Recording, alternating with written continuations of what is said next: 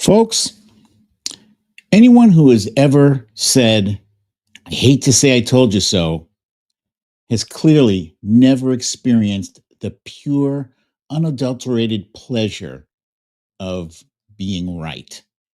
And when I say being right, I don't just mean, you guessed something right. No, no, no. I mean, you were so correct that the other person was berating you for having the audacity to have such an absurd notion. hmm? Like they swore to God, they would have bet a gazillion dollars if they had it that you were wrong, but you were right. And it's those times when you kind of want to savor it. You want to savor it a little bit. That feeling of you stupid son of a bitch. You don't even know how wrong you are. And here is where we find ourselves, folks, right now. And despite the fact that our being right also means that we too are going to suffer. We are going to suffer indeed, because we were right. Donald Trump does not know what the hell he's doing. Donald Trump does not know how to lower prices. And he admitted as much this week, after the election, of course. Before the election, he was, I'm going to lower the prices. I'm going to stop inflation. He was wrong. And all these MAGAs out there who claimed that, that the economy was so horrible and Donald Trump is going to fix everything and make it better. Well, we told you so. And we don't hate to say it. We're going to be saying it often. Yeah, we're going to feel the pain too, but being right is going to make that pain suck a little bit less. So we're going to get into that. We're going to get into what the hell is wrong with RFK Jr., the drones in New Jersey, and what the hell is wrong with our raggedy bish of the week. Are you ready to get into it? I am. Let's go.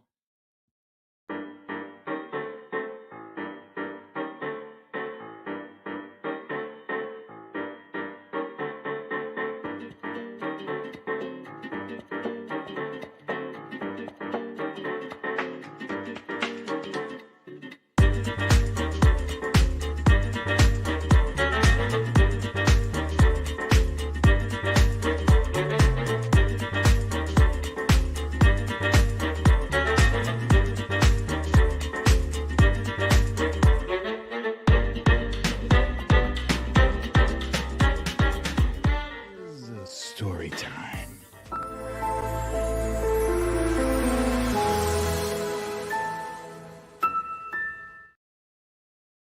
Welcome, ladies and gentlemen, to another episode of Storytime with BDD. I'm your host, BDD, aka Brooklyn Dad.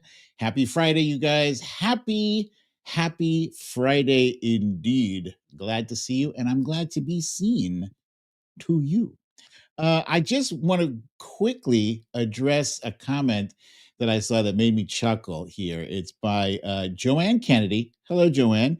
She says, I didn't know you did this. Never saw it on that X site. And that is hilarious. It's hilarious. I say it's hilarious, but it's not hilarious. It's sad because these links have been going up. My friends in the in the comments will tell you this show has been going on for years now. It's been going on for years, and despite the fact that I have something like 1 million plus followers on Twitter, I refuse to call it X. Yeah, see the links have been punished. They've been buried, and the algorithm does not like it when you take people out of Twitter and bring them to YouTube, which is where you guys are watching. Most of you are watching this now. Few of you might be watching on Bluesky, and even fewer may be watching on Facebook. That's where I am currently streaming. I'm not streaming to Twitter because screw you guys.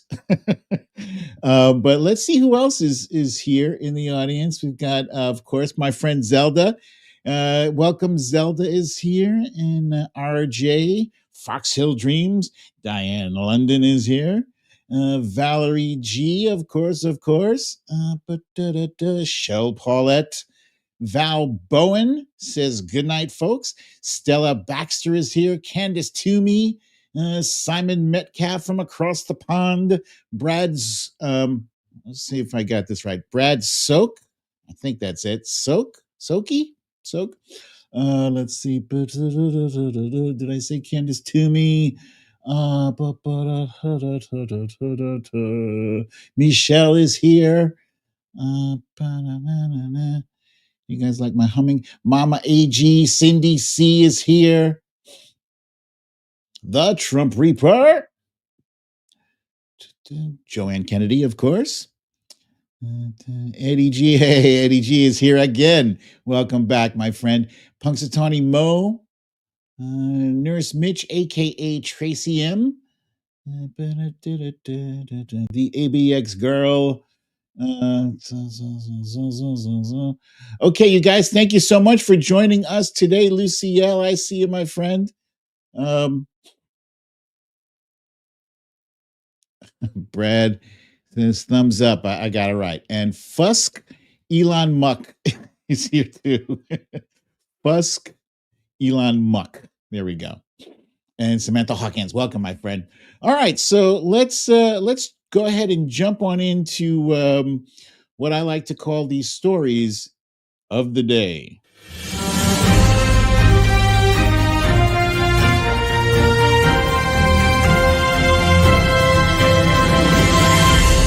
Stories of the day. So yeah, we got some look at this. I'm just now noticing that the same hoodie, the same jacket, the sweat jacket I'm wearing in the picture here is what I'm wearing today. This is actually my favorite jacket. I bought it in on Coney Island. That was a nice night with wifey and the kitties. And yeah, I probably wear this more than anything else in my wardrobe. So the title for today's show is "We Told You So." I didn't happen to check the comments when I was going on about the the thrill of saying "I told you so," but it's real. It is real, and sometimes you don't want to be a dick. You don't want to be that guy. Am I the asshole? You don't want to be that person to rub it in. You want to be a gracious, but actually, no. Fuck that. Fuck that. As obnoxious as those jackasses have been and continue to be, yeah, go ahead and wield your "I told you so" with malice. Okay, so what do we have here? Oh, okay. So this week we saw the capture and the acquittal of two different people, both of whom killed a person, killed a guy for two very different reasons, but they've both been held aloft. They've both been uplifted in some kind of weird, perverse hero worship. And I mean, if you look at this, what I have on the screen here, this is that guy Luigi Mangione, who killed the CEO of United Healthcare. That's on the left with his abs, and there on the right, there's a picture of a hoodie with that same abs and backpack picture, and it says, "These abs kill." I can't see what it's underneath there. These abs kill. So not only are they engaging in some hero worship of a guy who killed somebody, but now they're also looking to profit off of that. That's wrong. We're going to talk about that. And the drones. There's some crazy shit going on this week, folks. There have been some massive drones spotted in the skies above New Jersey, and our officials don't have any answers. And that's a problem. And last but not least, of course, Donald Trump bragged and bragged and bragged. As you know, all of his brags are empty boasts, but he bragged about his ability to lower prices. And sheepishly this week, he has had to admit that no, indeed, he cannot lower prices. And we're going to rub that shit in his face in a little bit. And we have a You Raggedy Bish for this week. You Raggedy Bish. And I'm gonna tell you who it is right now. The Raggedy Bish is Nancy Mace, and we will get into why she is this week's Raggedy Bish. First, before I forget, please remember to hit the subscribe and like button. And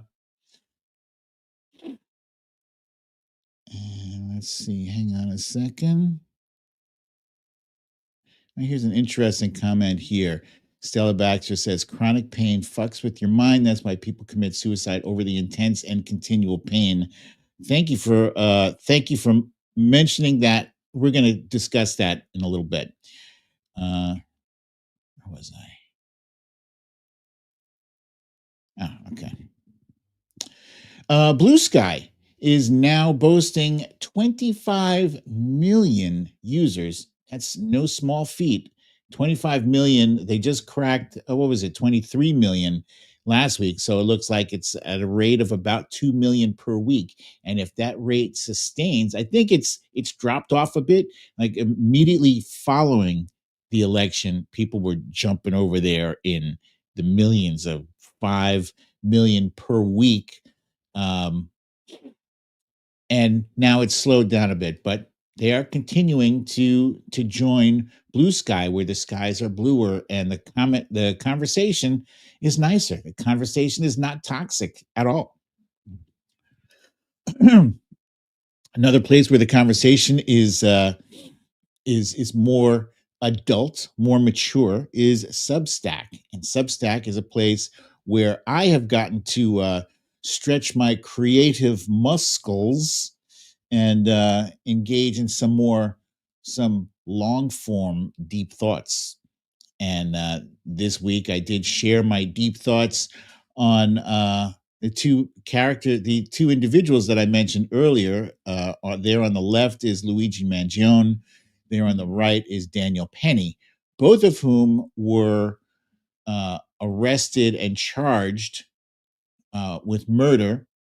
Two different people and two different circumstances. Luigi Mangione was laid in wait for a guy, the CEO of United Healthcare, waited for him and basically assassinated him. Came up from behind and shot him and took off. And there's a lot of theories that are out there why he did it. We actually don't really even know for certain why he did it. We do know that at the scene of the crime, there were some bullet casings found that said delay, deny, depose, right? And that is a call out to a book that's currently out there. It's like delay, deny. God damn it, I can never remember that third one.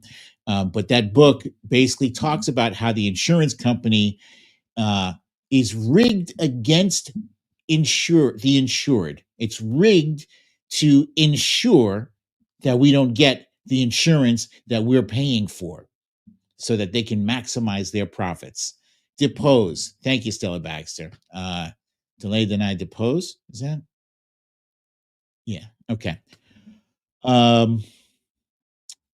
And so with his calling out the title of that book, it alludes to, his motivation for killing Brian Thompson, the CEO. Now, Stella Baxter earlier on said that he was in an enormous amount of pain. We have learned since that Luigi Mangione was having severe back pain and then had steel nails, I think 3 or 4 steel nails inserted into his spine. And that has to be excruciating. I can't even imagine the kind of pain. I myself have had some chronic back pain since my late 20s. I say for, more than half my life, I've had chronic back pain, and I know how bad it is. And I have also had some nightmarish uh, episodes with insurance, with auto insurance, with health insurance, with insurance, period. You are paying these insurers for the right to be reimbursed or to have your expenses covered in case of emergency, in case of illness, right? And what they do is they take your money every month, right? Whether you're sick or whether you're healthy, and in most cases you are healthy.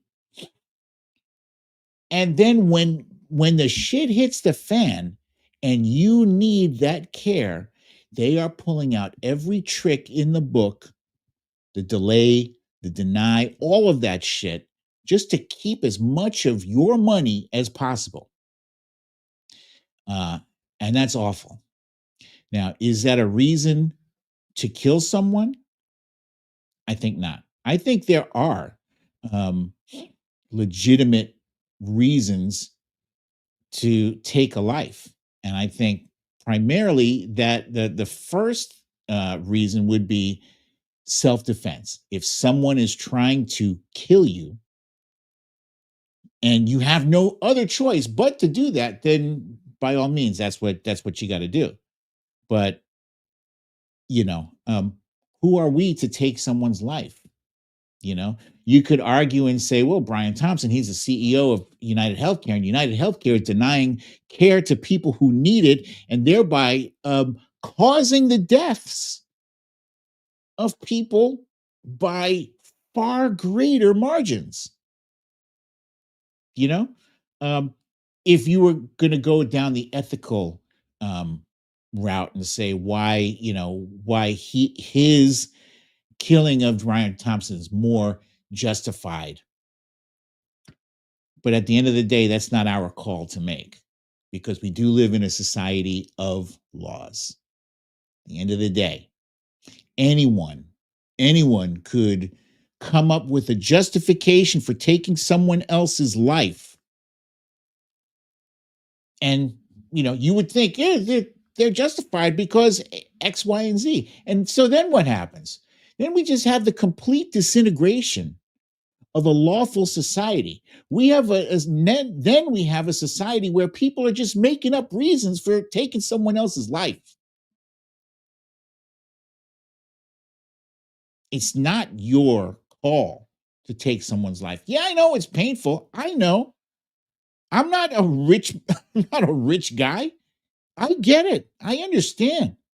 I know the pain and the struggle. And I honestly don't know what I would do if the denial of coverage were to result in something horrific, like losing a loved one. I don't know I don't know how I would react. But I pray that my reaction falls somewhere within the confines of the law. There's a movie that goes back to let's say the early 2000s. I think it's John Q. It's with starring Denzel Washington, and he takes like a hospital hostage, because his child needs care, and he's been getting the runaround, and he can't get it, and et cetera, et cetera. And at the end of the day, no matter how justified you are, you still have to deal with the fact that you are working within the constraints of the law. Period.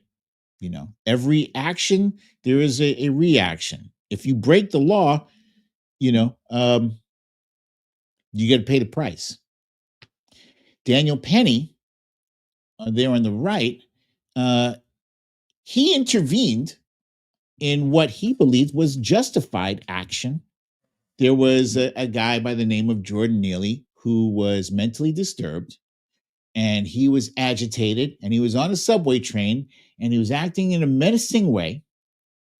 So Daniel Penny took it upon himself to grab Jordan Neely in a chokehold, illegal chokehold, held him there for 6 minutes until he died. He held him at least a minute or two beyond the point where his body went limp and he was not resisting anymore. Now, people were scared. They were scared. Could Jordan Neely have hurt someone? It's possible. More likely than not, Jordan Neely was a subway performer. He's a guy who did impersonations of Michael Jackson. Subway was probably as comfortable to him as you walking into your living room. He spent that much time on the subway. So, I'm not trying to justify what Jordan Neely did. I'm just saying, if we're trying to extend ourselves to the point where we're trying to make sense out of what Daniel Penny did, let's do that for both parties then, shall we? Right? Daniel Penny was in the service. He saw a situation. He wanted to intercede. And let's say, he's not a racist guy. Let's just give him the benefit of the doubt that he's not racist, that he only did that because he wanted to help people. He wanted to save lives. That's why he went into the military, right? He was acquitted this week on the same day, actually, that they found Luigi Mangione.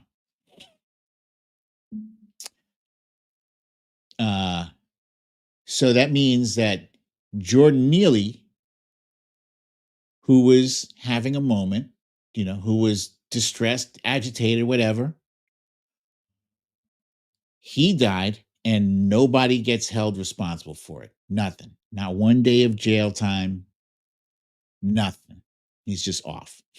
And the folks on the right, mostly, were celebrating that. I assume there's some folks in some Democrats who were celebrating for different reasons, they believe that he's just a good Samaritan and it was a terrible accident and, oh, well, he's just dead. So, where is the equal justice here, right? Because Luigi Mangione is more than likely, he's going to do some time, not a little bit of time. The insurance industry is going to want to bring the hammer down as hard as they possibly can on him. He might do life in prison.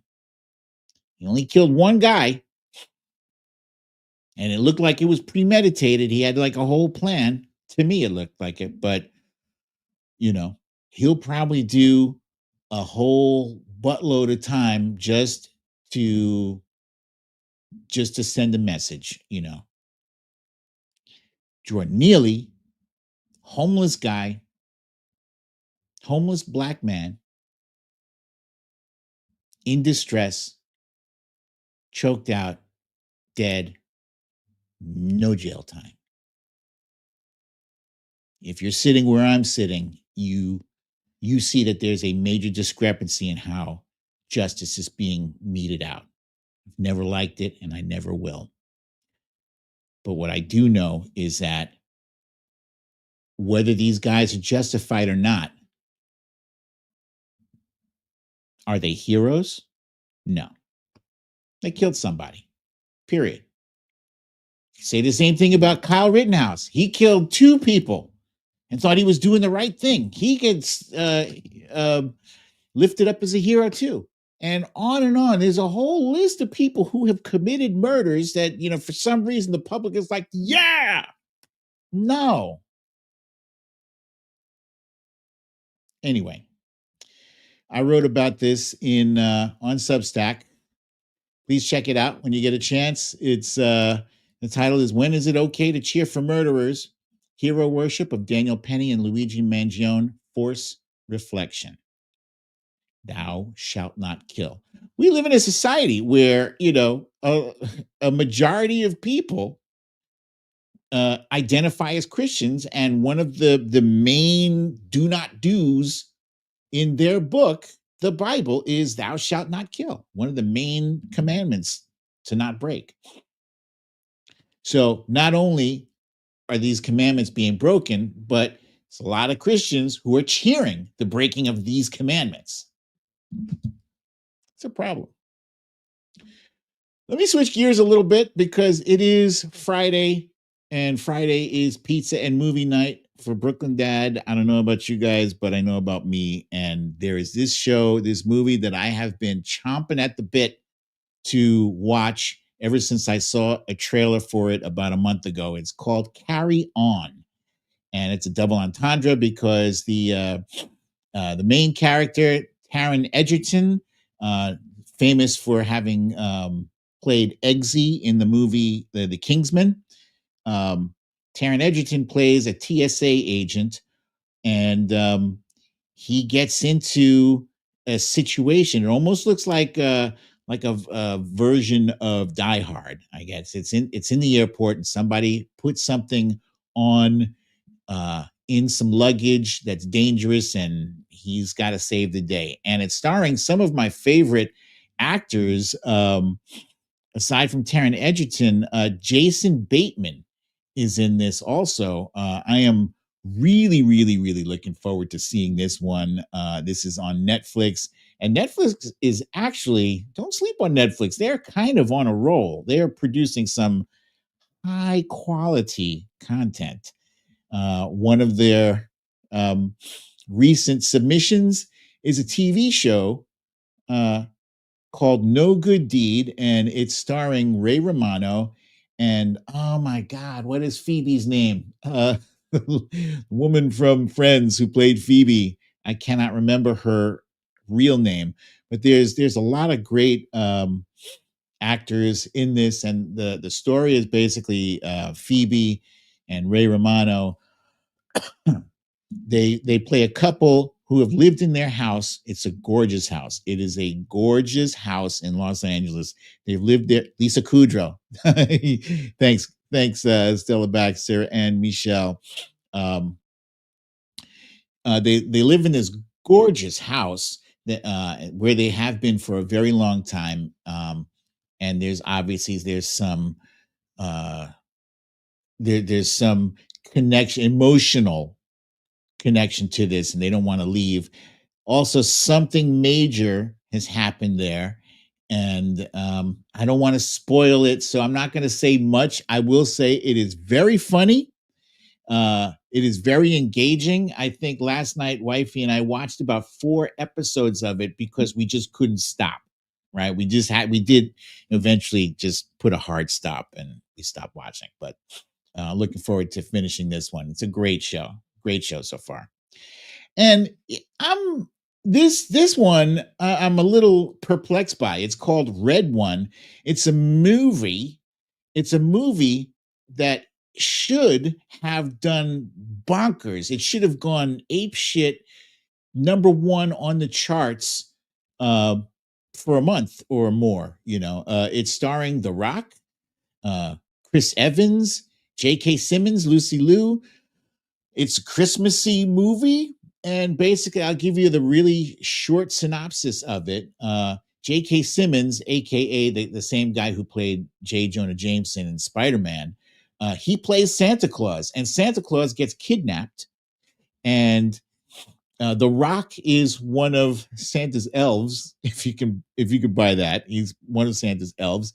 And Chris Evans plays a guy who has always been on Santa's naughty list, but he's really good at finding shit and finding people. So he is enlisted to help find the missing Santa. And the special effects look phenomenal. There's a super duper long list of celebrities in this, which I think, how could you possibly miss uh, in this, with this cast and with the action and whatever. So we are going to watch this at some point this weekend. I'll let you guys know what I think of it. Oh, there it is. Michelle says, unfortunately, it was released at the same time as Wicked. Uh, and Brad, I want to thank you for acknowledging that I cover a whole smorgasbord worth of topics. That's the kind of show I like to have. Thank you, Brad, for noticing that. Um, oh yes, thank you. I forgot to mention that show, Michelle. Thank you for reminding me. That show, Red One, is on Amazon Prime now. And no, I don't like to patronize Jeff Bezos, but so be it. I'm gonna watch that movie anyway. Um, President Biden has gotten the taste for pardoning, and he's like, you know what? I like how this feels.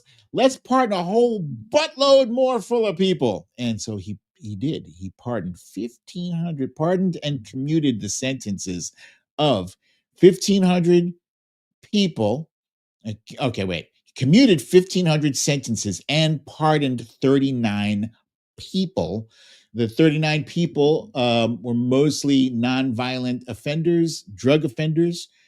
So I think that's a good thing. I don't know who the identities were of those 1,500 sentences that were commuted. I can only assume. I'm giving Joe the benefit of the doubt until the end of time, because that guy can do in he can do wrong, but in my eyes he cannot.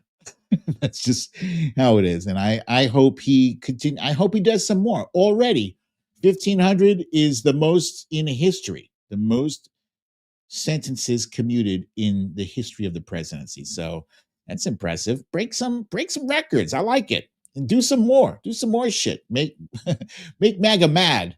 Oh, speaking of make MAGA mad, I almost forgot. Speaking on the topic of Christmas, I am totally in the um, spirit of Christmas right now.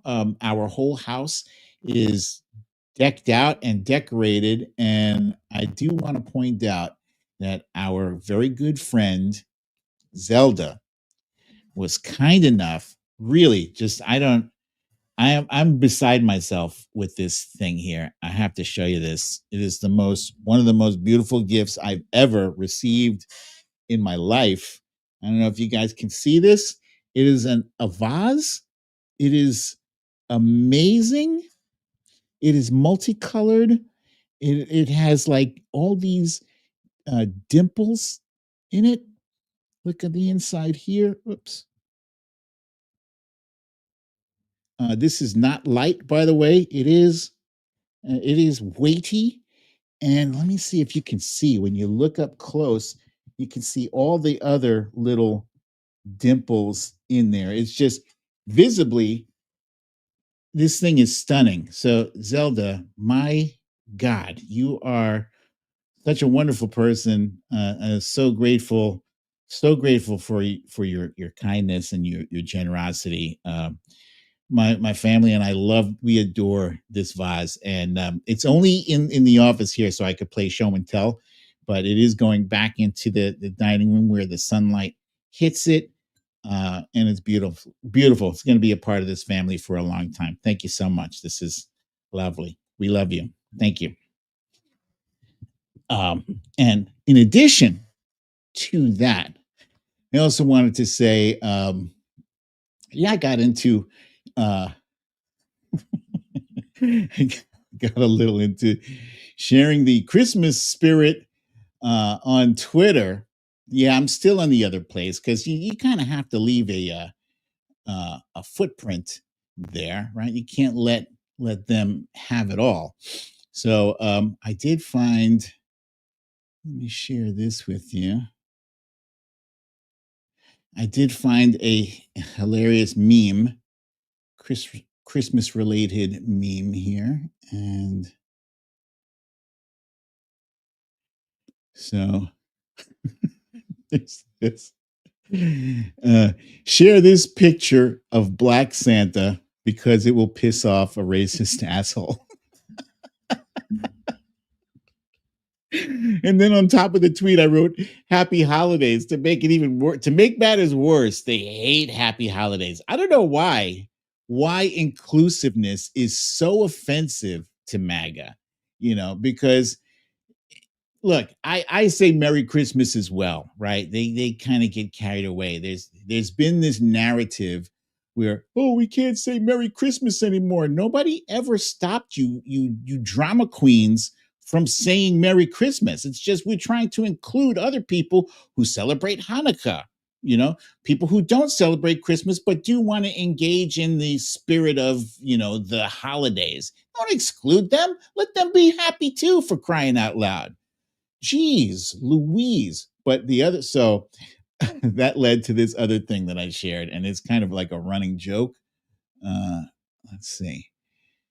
Yeah, you've probably seen this already.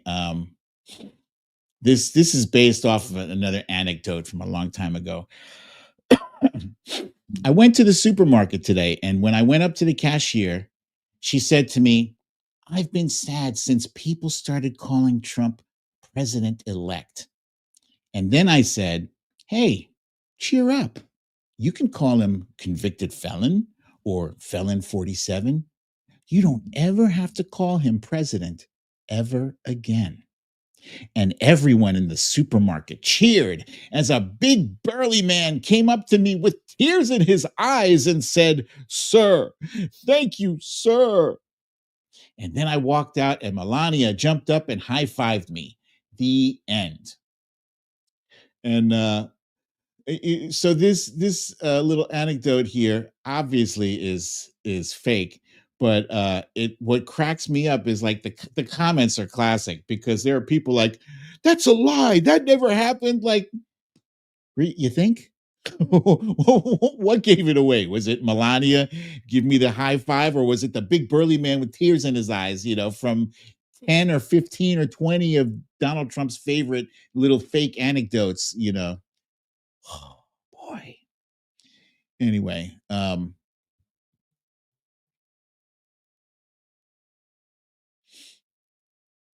where was I? Here we go. Okay, so let's jump back here. Here's some more fun news that Donald Trump invited President Xi to his inauguration. That's a very big deal, his inauguration, especially if he's inviting the leader of China to it. And President Xi said, "Sorry, I'm busy." I don't think he said sorry. He just said, "Nope, I'm not coming." So that's fun. That's a fun little tidbit. He rejected Donald Trump's invitation. I don't know why Spanky is so infatuated with these dictators. This one is not so much fun. The Time Magazine Person of the Year award was given out at every year. They select someone to be their Person of the Year, and this year that person was Donald Trump. Now, with that said, you got to keep in mind that the Person of the Year, I don't know if it's an award or it's just like it's a cover. It's not saying that this is the best person on the planet, right? Because in the past, they have given the Person of the Year cover also to, among other people, Adolf Hitler. They've given it to Putin. They've given it to Mussolini. Lots of really bad hombres, to coin a phrase. They've given it to bad hombres. Oh my goodness, Zelda, you're too much, my friend. Thank you so much, Zelda. Thank you. Tremendous thank you from the bottom of my heart. Really, words cannot express. I'm so grateful to you. Thank you for this.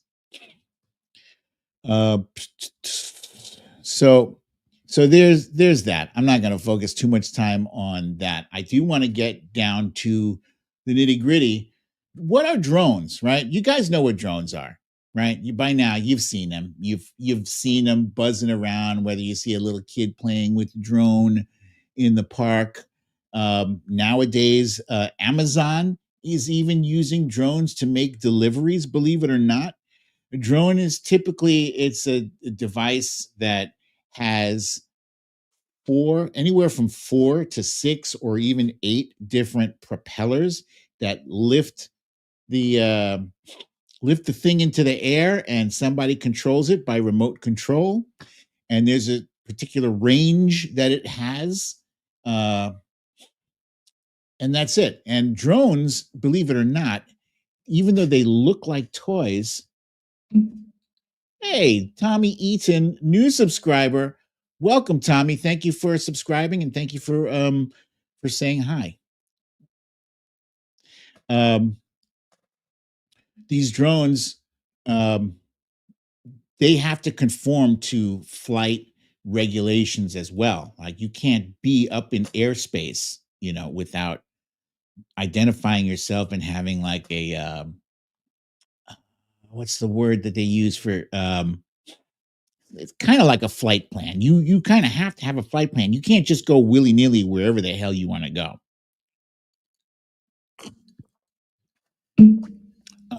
Drones are also used in warfare overseas.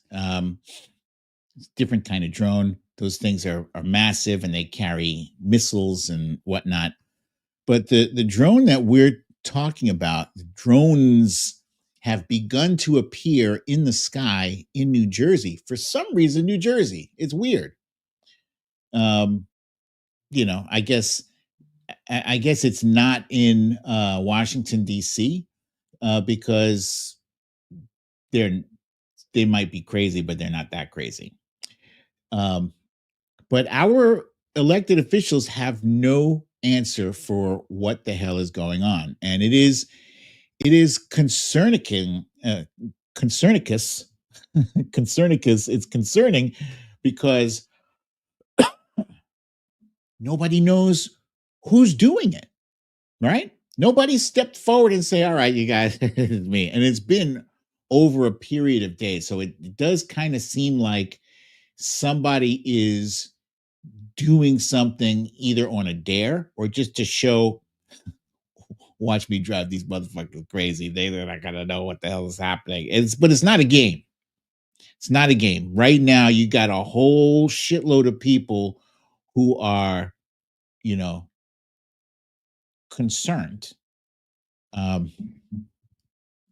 Drone sightings spread beyond New Jersey as officials express outrage over federal response.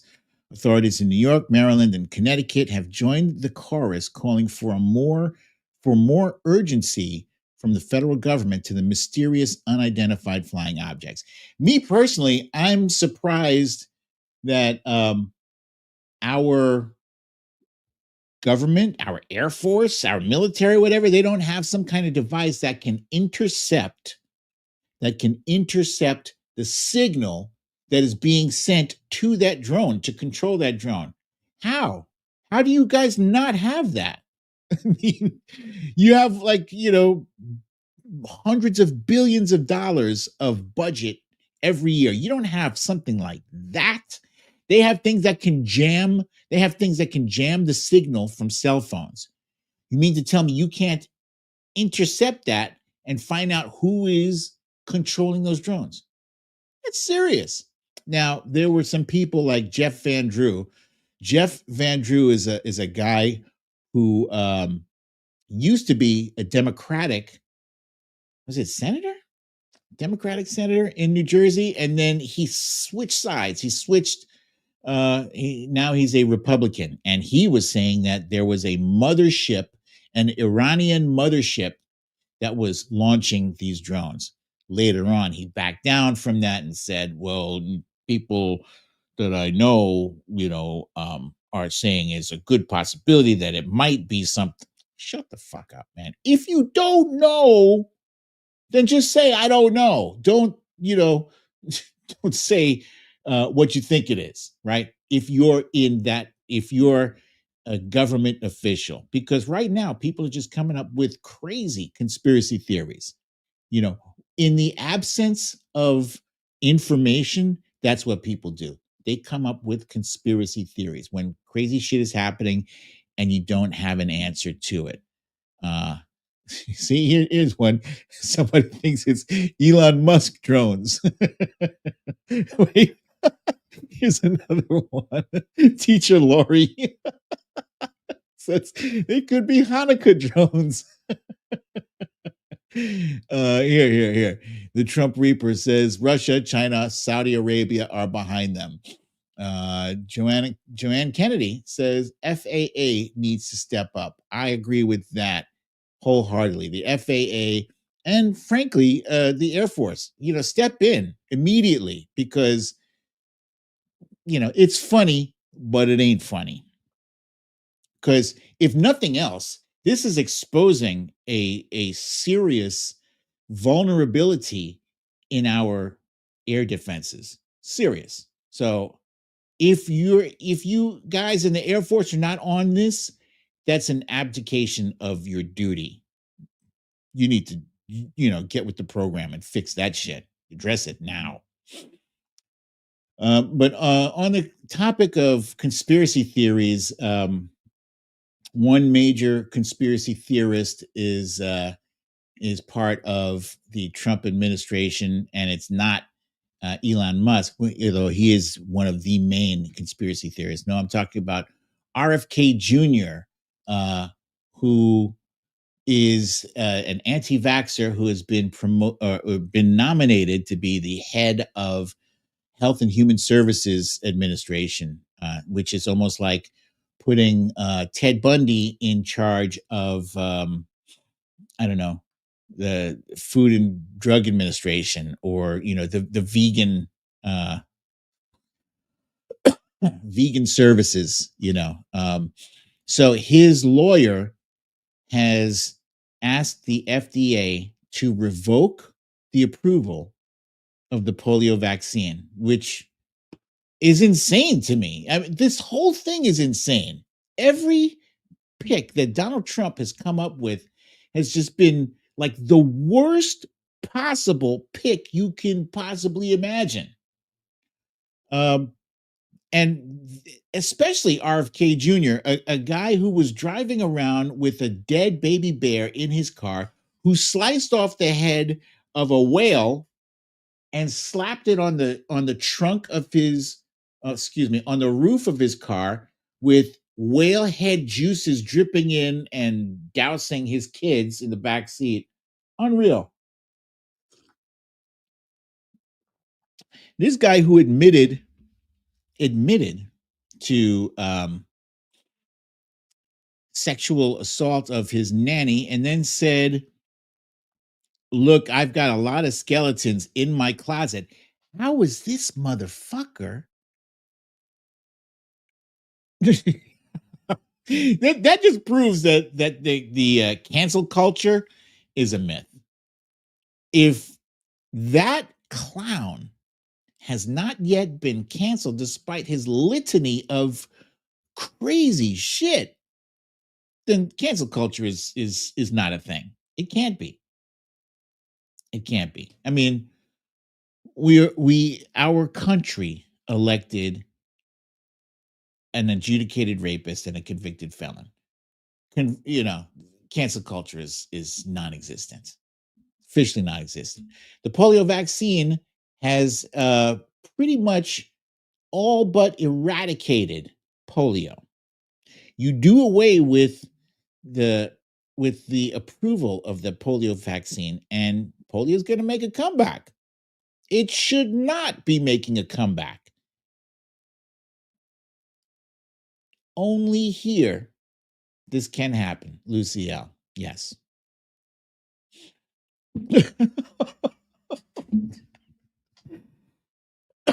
Only here can this guy, Kash Patel, be considered for the head of the FBI?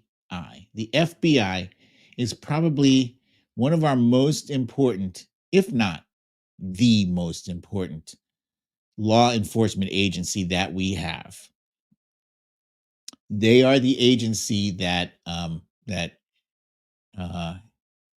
keeps those terrorist threats in check. It's the reason why we haven't been hit by a major terrorist attack since 9/11. Why? Because the FBI has been on the job.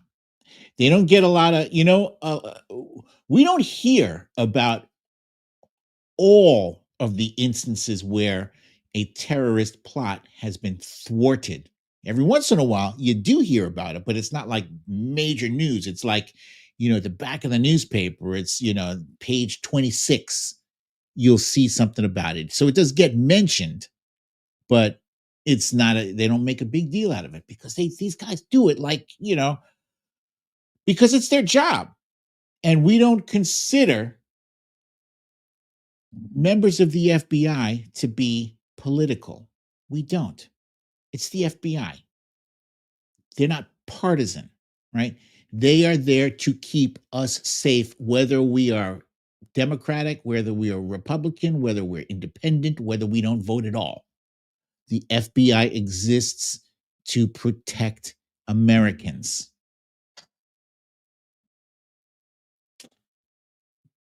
But putting Kash Patel there is going to change the culture at the FBI drastically. He is not qualified for this gig. The only reason Donald Trump wants him there is because he is a loyalist. He is a Trump loyalist. He will do what Donald Trump wants. He will, Kash Patel, if he is confirmed, will divert resources wherever the hell Donald Trump wants those resources diverted. You want to raid Adam Schiff's house. You want to go after Liz Cheney and a whole list of whoever Donald Trump's enemies lists are. People say, oh, this would never happen. A year ago, I would think that America would never elect a convicted felon. But here we are. So, sorry. Back in the day, I think it was maybe 2 years ago, maybe longer. It might have been 4 years ago. A joke came out, and it was about it had something to do with COVID or something, and I started saying that so and so was infected, and that became like a long running joke. I haven't done that in a long time. Infected. But yeah, so the issue with Trump nominating Kash Patel as FBI director is that there currently is an FBI director in that place already. His name is Christopher Wray. And Christopher Wray was appointed by none other than Donald Trump. Now, Chris Wray is in the middle of his 10-year term. There's a thing where if you are appointed the head of the FBI, you serve a 10-year term. Why? So that it does not become a political appointment. That's about to change. And part of the problem is now that Christopher Wray, who still has about 3 years left to go in his tenure, has obeyed in advance and indicated that he will voluntarily resign from his position January 20th, paving the way for Kash Patel to step in if he is confirmed. Which is just, why, dude? Why would you? Why would you make it easy on Donald Trump to remake the FBI in Kash Patel's image or in his own image? That's stupid. There's no reason for you to design. Make him fire you. Make him fire you so that the onus is on him. Now you've just made it look like, oh, I just, want to spend some more time with my family. It's ridiculous. So let's get into the main story for today. The main story is that Donald Trump has admitted that it's not easy. Now it's not easy, and he said in an interview with I think the Wall Street Journal that it's not easy to lower grocery prices. That is a very different tune that he's singing now that he has won the election based on his promise to do exactly that. MAGA, they got all upset when we called it out. They're like, oh, you're taking it out of context. What he meant was, no. We didn't take shit out of context. And I'm going to share with you some of that context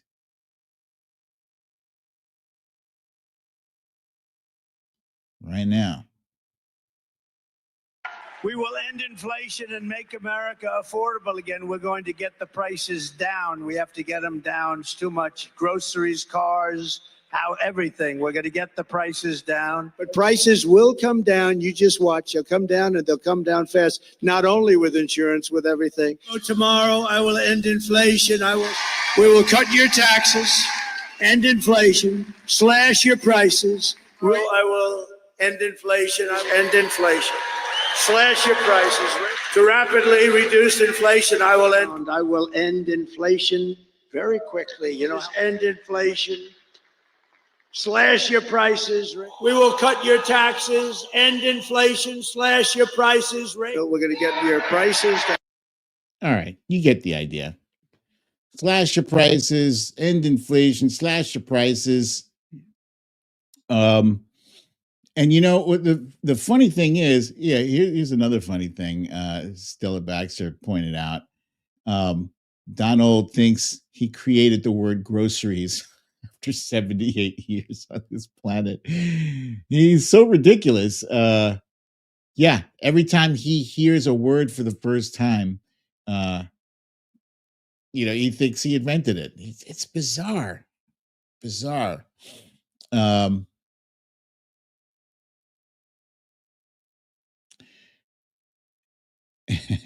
Well, apples come out of the fridge. Yeah, all these crazy things.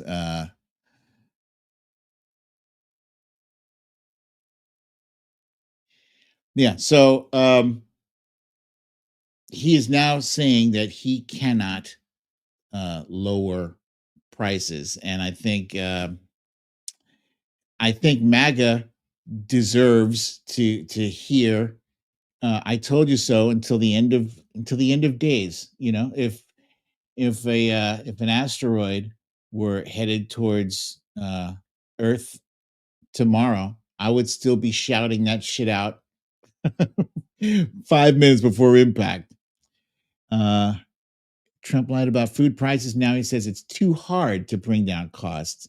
There's not much a president can do to wrestle food prices down. Did you think Democrats just wanted to lose the election, so they chose not to push the magic lower grocery prices button? It's a good question. I think it's interesting that we could have had a president who wanted to stop corporations from price gouging. You remember that? I remember that. And the Republicans were calling her a communist. You want to put price controls? No, there's a difference between price controls and stopping corporations from taking advantage of a situation by jacking the prices up well above where they need to be to account for, supply chain glitch, for instance, which is why they started going up in the first place. Because back in Donald Trump's administration, the supply chain, just crumbled because of COVID and because he didn't have any pandemic plan in place to address it, because the pandemic plan that was left behind for him to follow was left by President Obama. And we know because of that, he just opted to ignore that. But Donald Trump, despite all of his boasts and brags, this was pointed out numerous times by President Obama. Donald Trump did not create that good economy that he had. He inherited it. The same thing, the same way Donald Trump inherits everything. He inherited millions from his dad. He slaps his name on stuff that has already been built. It's not like he's a genius. He just has a name, Trump name, that he leverages, and he somehow was able to slap his name on the Obama economy. People let him get away with that shit. But and as you can see on the screen here, President Obama had 74 straight months of great job growth, and he averaged in his second term 215,000 jobs per month, compared to Donald Trump's measly 182,000 jobs prior to COVID, just so that we're clear, right? And now Trump is about to inherit another great economy from Joe Biden. And I can say a great economy with a straight face, because it is a great economy. Inflation was a worldwide, is a worldwide phenomenon that did not just hit America. It didn't just hit the United States of America. And not enough people know that. In fact, it's like a willful ignorance that people have had about our economy. And part of that is I blame the media. I blame the media because they were all into the vibes on the economy. They phrased a lot of questions towards the person on the street. Do you feel that this economy is going in the right direction? Do you really? The answer, of course, is, well, no, the economy is not going in the right direction, especially the way you asked me that question. Of course not.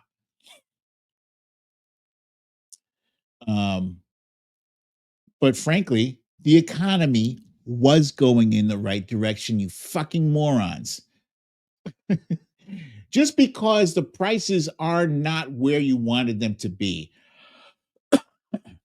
you're not going to get $2 gas anymore unless it's another pandemic. Okay? The reason gas was $2 was because nobody was driving anywhere. So there was little to no demand for gas. So those prices went all the way down. People are now going about their business because Joe Biden helped pull the economy back from the pandemic.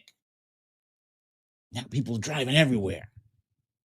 And now, you know what? Now we have gas that's about $3 a gallon, $3.20 a gallon. Excuse me, California. I know your gas is always.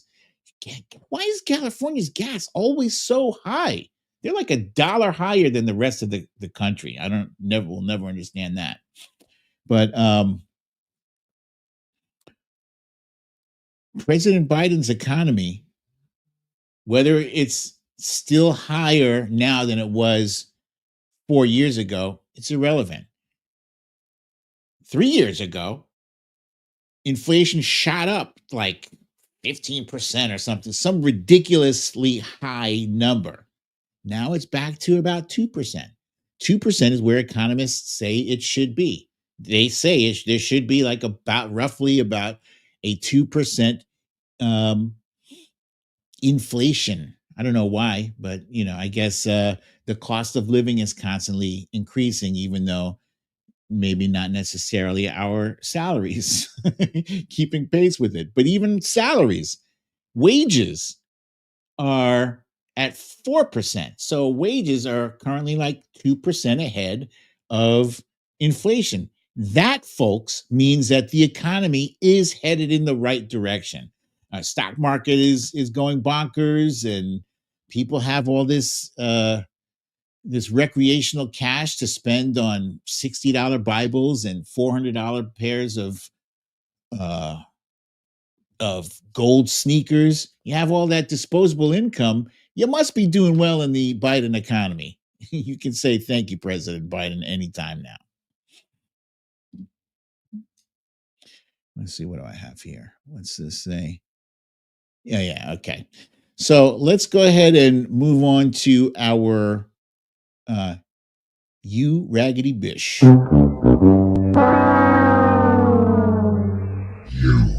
raggedy bish.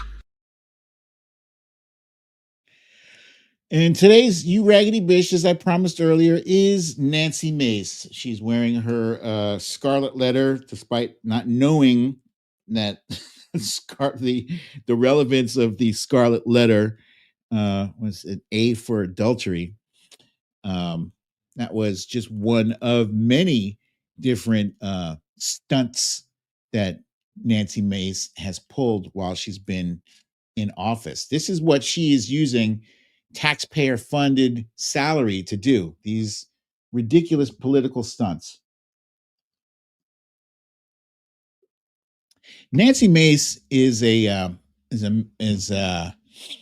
member of the House of Representatives representing South Carolina, and she has made it her mission to make things very awkward and difficult for her soon to be colleague, Sarah McBride, who's a recently elected official from the state of Delaware. Sarah McBride is a trans woman. Nancy Mace has decided that she cannot share a bathroom with Sarah McBride. For some reason, she thinks that that Sarah McBride is interested in seeing what she's working with down there or something. I mean, it's absurd. It's absurd. Trans people, here's a fun fact. Trans people in America represent 1.5% of the population. 1.5%.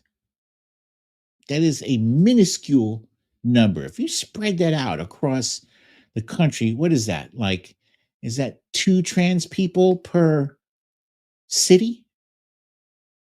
For the entire city? But the way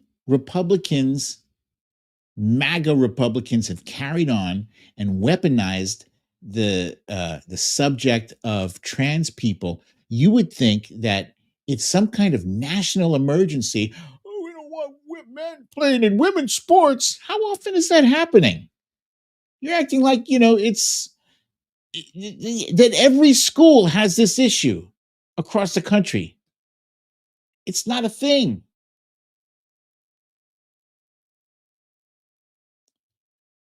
Donald Trump told an unchecked lie about a kid being dropped off at school, a boy being dropped off at school as a boy and coming back that same day having had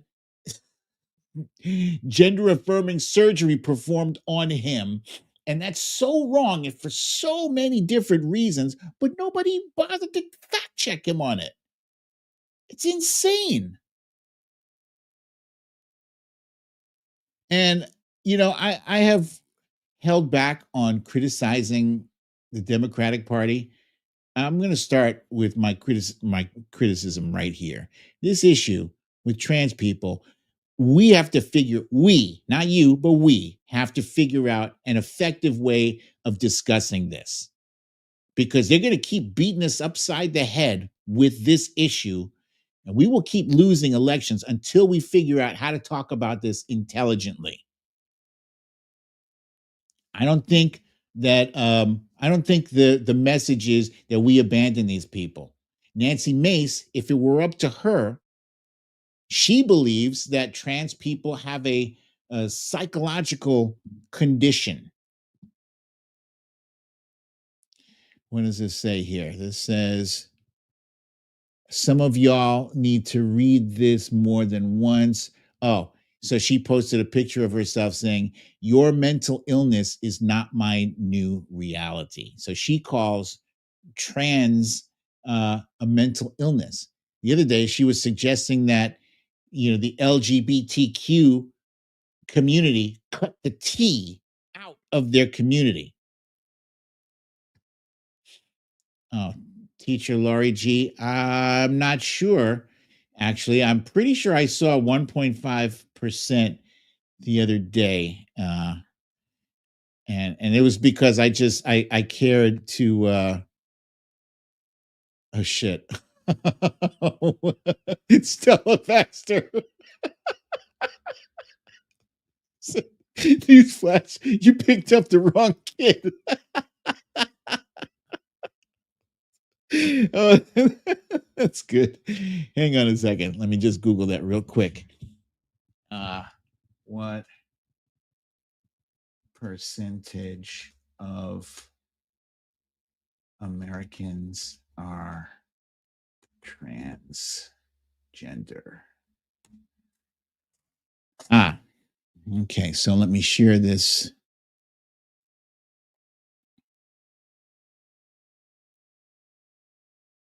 Let me share this with you here. Okay, so I just Googled what percentage of Americans are transgender. It says here, according to recent studies, around 1.6% of Americans identify as transgender, meaning that roughly 1.6% of the US population identifies as having a gender different from the sex they were assigned at birth. This figure is based on research from the Pew Research Center. Among young adults, the percentage of those identifying as transgender or non-binary is slightly higher, around 5%. That's interesting. Yeah, so there is a strange obsession with this issue, and it seems like Republicans have decided that this is a wedge issue because not enough people are educated about it. And therefore they can scare people into thinking that it's like a social contagion. I've heard people say, use the phrase social contagion. It's like, because the person sitting next to me is trans, somehow that's supposed to affect me or my kid sitting next to them. Oh, it's ludicrous. It's absurd. So anyway, she has gone on a tangent. This person here says 300 tweets in 3 days last week. Somebody knows about mental illness. And then recently, she shook hands. She shook hands with James McIntyre, 33, of Chicago, Illinois, who was then charged with misdemeanor assault after he allegedly shook Nancy Mace's hand in, quote, an exaggerated, aggressive manner. So she called the cops on this person because they allegedly shook her hand too hard. And now he's walking around wearing a sling. Kind of reminds me of Donald Trump with the gauze around his ear, his magically healing ear. It's just it's absurd. It's ridiculous.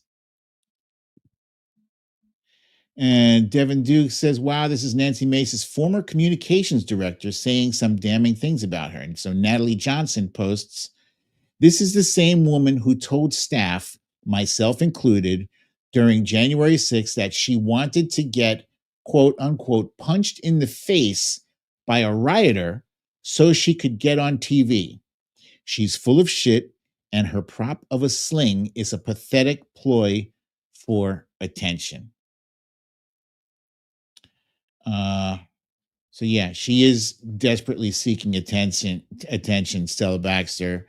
And the sad thing about this is that A, she will get the attention, and B, it'll probably be enough attention to get her reelected, because there's a much higher percentage of the American public who don't understand what transgender issues are.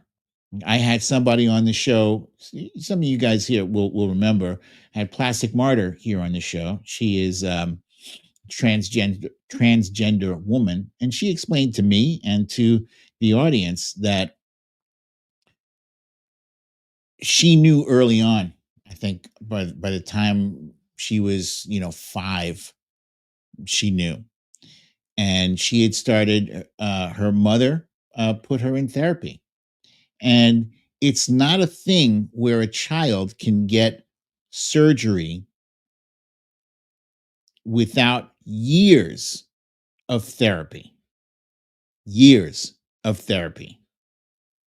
Basically, checking, double checking, and triple checking that this is who they are.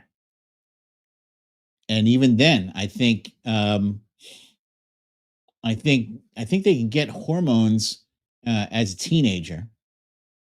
And what she also explained is that without those hormones, like, there is a certain point that you meet that if you don't get those hormones at a certain point, that the transition is much, much, much more difficult for you. It's rough, So yeah, I don't want to get into the weeds with this, because frankly, I am not equipped yet to get into the weeds, but I do want to get there. I do want to get to that point, because it sticks in my craw that so many Republicans, so many grown folks are all up in people's business about this. Live and let live. It's not hurting you. There's one less person you can have sex with. So that leaves what? 7 billion left on the planet for you to have sex with. You really care about that one person over there who doesn't conform to your idea of what gender is?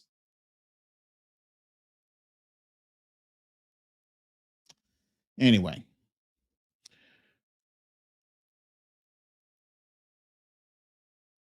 Trump Reaper says, I don't think adults can get the surgery without several years of preparation.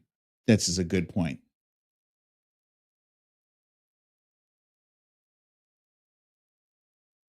Yes, therapy and waiting until way after puberty is over. Diane London, you were watching. You saw that episode. Okay. Yeah. Okay. So, guys, thank you so much for joining me for another episode of Storytime with BDD. I'm your host, BDD, aka Brooklyn Dad. As I said earlier, pizza movie night. We'll be having my it is frozen pizza. We put a little turkey pepperoni on it, and have some buffalo wings. And I will be watching probably that movie Carry On tonight. I'm very excited about it. I hope it is as good as it looks. So I look forward to seeing you, and thank you so much once again, Tommy. I hope to see you back here next week. Yes, Joanne, I do this every Friday for the past, I don't know how many years, but yeah. So tell your friends about the show. Share this on social media, on your socials, wherever. And I look forward to seeing you all here. Same time, same place. I love you all. Peace.